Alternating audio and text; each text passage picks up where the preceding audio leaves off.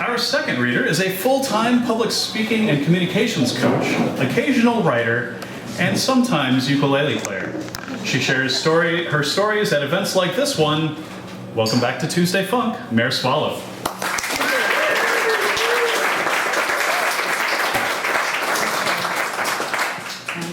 There you go. Yeah, wherever you did. Help me out. There you go. There we go. Awesome.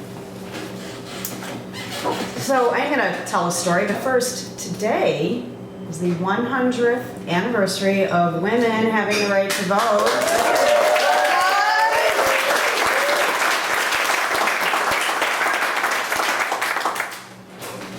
Thanks for that love for the vote. For those of us who are people, too. What a concept. All right. I have been a late bloomer my whole life. And one of the problems with being a late bloomer is that by the time you catch up to everyone else, you kind of tend to go overboard to overcompensate. Growing up, I was never cool. I was never in. I was never part of the in crowd. When I was in high school, I did speech team and rehearsed for Brigadoon while all the other girls were getting drunk and getting boyfriends. In college, I did not attend frat parties, mostly because I wasn't invited. So my Saturday nights in college were spent watching a lot of TV or going to art house films.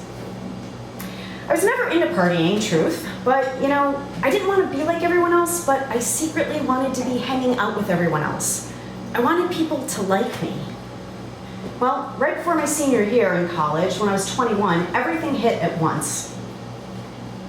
I was staying in DeKalb for the summer, so I could take a summer class and wait tables. A friend of a friend, a guy named Don, who I met at a party, started talking to me, and he urged me to attend an upcoming wedding with his roommate Tim because Tim didn't have a date. I was drunk, so I agreed and figured I'll go to this wedding, see this guy once, and that'll be that. Well, that wasn't that. I went to the wedding with Tim, and it wasn't romantic, but it was fun. Probably because of all the pot we were smoking before, during, and after. Now, this was new to me, but I was enjoying it. And finally, I was hanging out with a group of people who partied, who weren't frat bros, but who were nice and who liked me. After that wedding, Tim and I hung out every night as friends. He was smart, funny, generous to a fault, and he could quote The Simpsons even better than I could. Our socializing had a pattern to it. Every night we would meet up, have drinks at his apartment, smoke some pot, and then watch The Simpsons on VHS tape. It was 1992, so yeah, VHS. The other part of this pattern was Don, his roommate, the guy from the party who convinced me to go to that wedding. He was there every night alongside us, drinking, smoking pot, and watching Simpsons with us.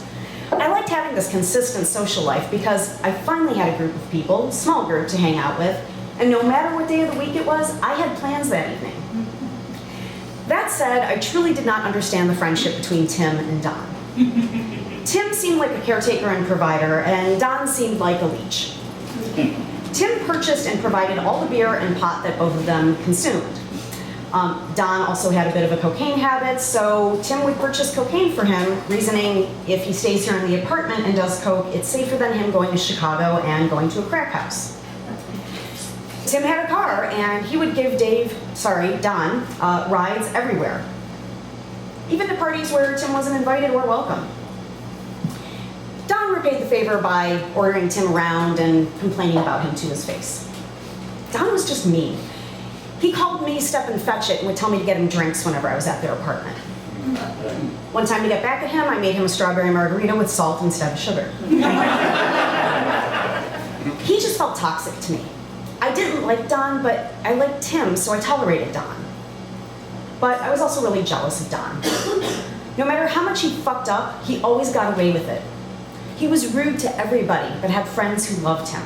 He was high most of the time and still did okay in his classes. And he didn't have to work because his family was supporting him. Meanwhile, I was struggling to wait tables and maintain a C average at a state school. At the end of the summer, Tim and I became a couple.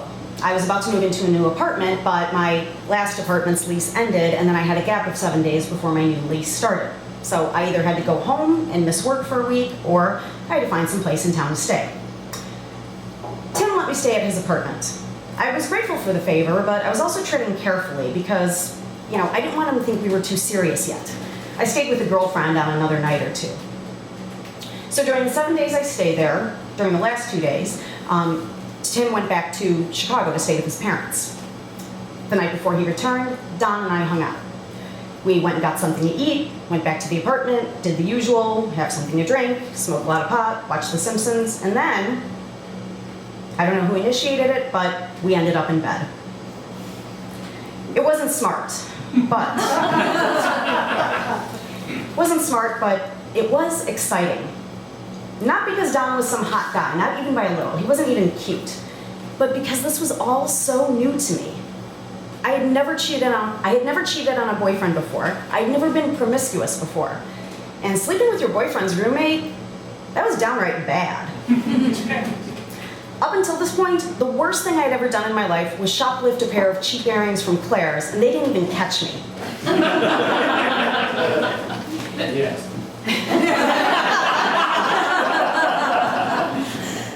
After my very brief and lame dalliance with Don was over, I went and slept in Tim's empty bed.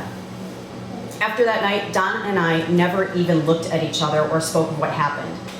He wouldn't speak at me, he wouldn't speak to me or even look at me.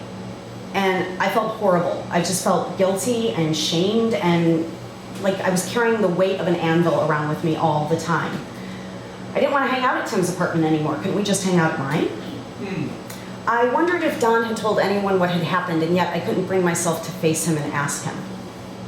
A month later, the secret was killing me, and I just couldn't hold it in anymore, and I had to tell somebody. So I confided in my friend Chris, a fellow English major who I'd known for 2 years. I just couldn't keep the secret any longer, and I told him. Well, Chris betrayed my confidence immediately and told Tim a couple days later while I was at work. Even though Chris and I had been friends longer, he said he just couldn't do that to another guy. You know, the guy code. And while I was finishing up work that night, Tim showed up at the restaurant and confronted me. And as soon as I saw his face, I knew he knew. I finished up and we agreed to go talk, but rather than go to my apartment, which was just down the street, we didn't want to fight in front of my roommate, so we decided to sit on a bench in the center of downtown DeKalb, right around all the bars where all the students were drunk and drinking, and have our fight in public. We sat on the bench, had this argument, Tim hurling his anger at me, yelling at me about how much he trusted me, how much I betrayed that trust. And I just bawled and cried, apologized and begged and pleaded. I tried to explain my motivation to Tim. I tried to explain to him how I just wanted to do something bad for once in my life. And Don was bad on so many levels. Of course, telling him this did nothing but upset Tim, and our public argument went on until 3 a.m. The whole time, a steady stream of drunk kids coming out of McCabe's bar, looking at us and pointing at us and gawking. I am really glad it was 1992 and camera phones weren't invented yet. Well, Tim and I did not break up that night. In fact, we stayed together for another year and a half. But the next 3 or 4 months after that were bumpy. Right before Tim found out, he had just signed another 1-year lease with Don. I felt like every day after that, I had to earn Tim's trust again and prove to him I was trustworthy and make him see I was not going to cheat on him again. I was, if anything, over-communicative. I was always telling him where I was, which girlfriend I was hanging out with, and what time I'd call. For Christmas that year, I hunted down and bought him a rare Metallica LP that he'd been looking for years. I was 21. It cost me a day's pay. It's a shit ton of money when you're 21. Anyway, after college, Tim and I got an apartment together in the northwest suburbs. Now, when you're young, like 23, everyone loves to tell you, especially the suburbanites you work with at your receptionist job, everyone loves to tell you how much moving in will break up a couple. I disagree. I think moving in shows you if you're compatible or not. And in the case of me and Tim, we were not. We wanted different things in life, and this caused a lot of tension between us in our living situation. When I got the opportunity a year later to move to California, lifelong dream of mine, I took it. And he got a different apartment with his friend Mark. We broke up. But something really cool happened after that breakup. The pressure was off us, and we saw right away we were far better friends than a couple. And we became best friends. For the next 7 years, we were in touch all the time. We spoke on the phone every week with 2,000 miles between us. giving each other love and support. We talked about our shitty jobs, our crappy dates, who dumped us. One time, I flew down to San Diego last minute to join him at a wedding where the girl who just dumped him was going to be. Whenever I came back to Chicago for my family's events and weddings, I'd stay at his house, not my family's. And whenever one of us was going through a breakup, we'd call the other and just cry for hours and prop each other up. When Tim met the woman who would eventually become his wife, our contact tapered off. She wasn't too crazy about us being friends. At least that's what I always say to explain the death of our friendship. But maybe the truth is that Tim and I, like I said before, were pursuing different things in our lives. But I never forgot how he always stood by me, how he trusted me, how he was my best friend for so many years. And I also never forgot the shitty thing I did to him.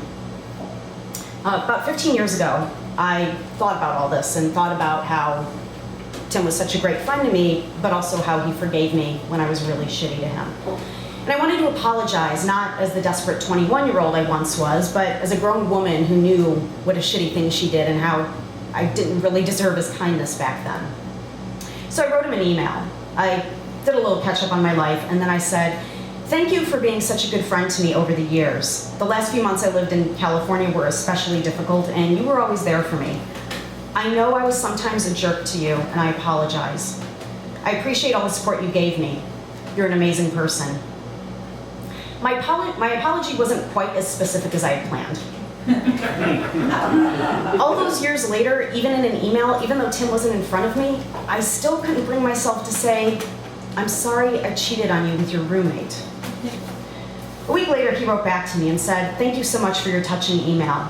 When I think back on those times when we were in college and right after college, I reflect on the challenges we individually had in finding out who we were. I see many past friends of ours still spinning their wheels, and I wonder if they'll ever address the real issues in their lives, issues that you and I have contemplated and worked at for years. If anyone could grow and mature, it was us." I still have this email, I still look at it from time to time, and I still feel grateful and emotional. And I suppose to grow and mature from your fuck-ups, that's the best you can do. Right? Thanks.